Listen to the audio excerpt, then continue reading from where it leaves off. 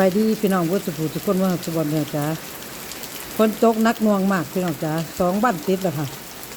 2 วันติดแล้วค่ะนักหน่วงอีดีค่ะ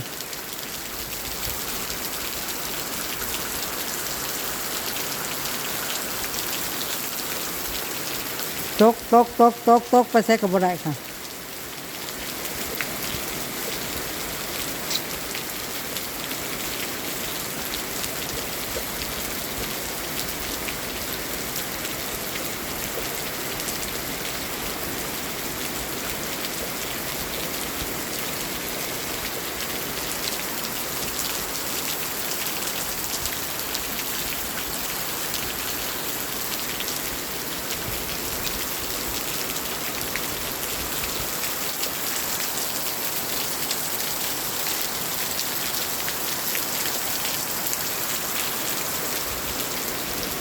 ตกแห้งคักแห้งแน่พี่น้องเลย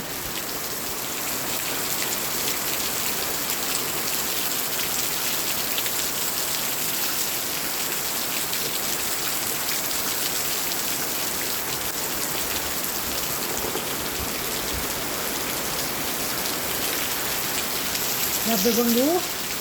ทางบ้านไม่หงเร็วเอาตังไม่หง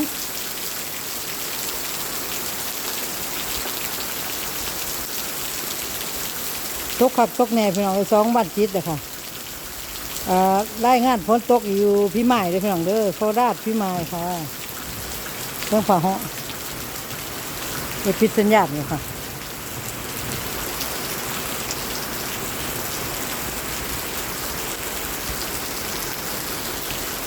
ปิดสัญญาณโหมดเครื่องบินนะคะท้องฟ้าพี่น้องเอ้ยมือดึกทีเลย2 วันติดแล้วค่ะพายุเข้าค่ะ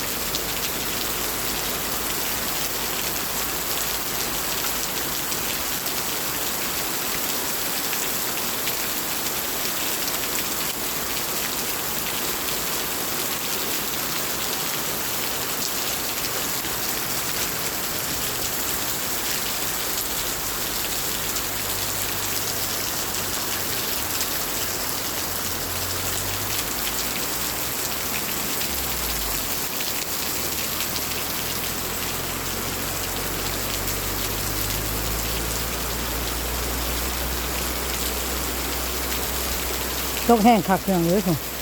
จากมาเลย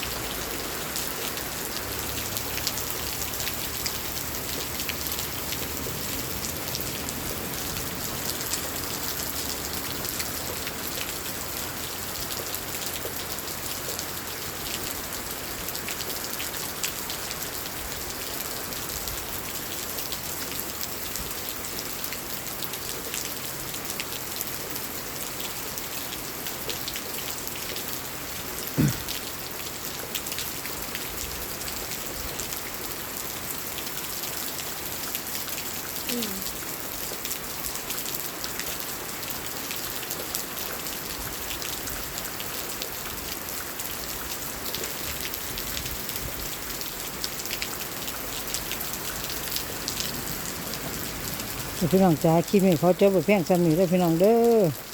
ฝากพี่น้องก็ได้ก็แชร์ก็ติดตามก็กระดิ่งจ้าเพื่อสุขภาพการแจ้งเตือนพี่มาสาราพกินพระบาทห้องเนาะ พี่น้องแต่เขาวงคลิปแค่ว่าเขาคงจะเรียนเรื่องเก่าหนาค่ะจะเจ็บจะไข่เมื่อใส่ได้พี่น้องจ๋าฝนก็เดี๋ยวคอยเดี๋ยวแห้งเดี๋ยวคอยเดี๋ยวแห้งอยู่แบบพี่น้องจ๋าตกยังมีแบบหยับอยู่ค่ะกดโพ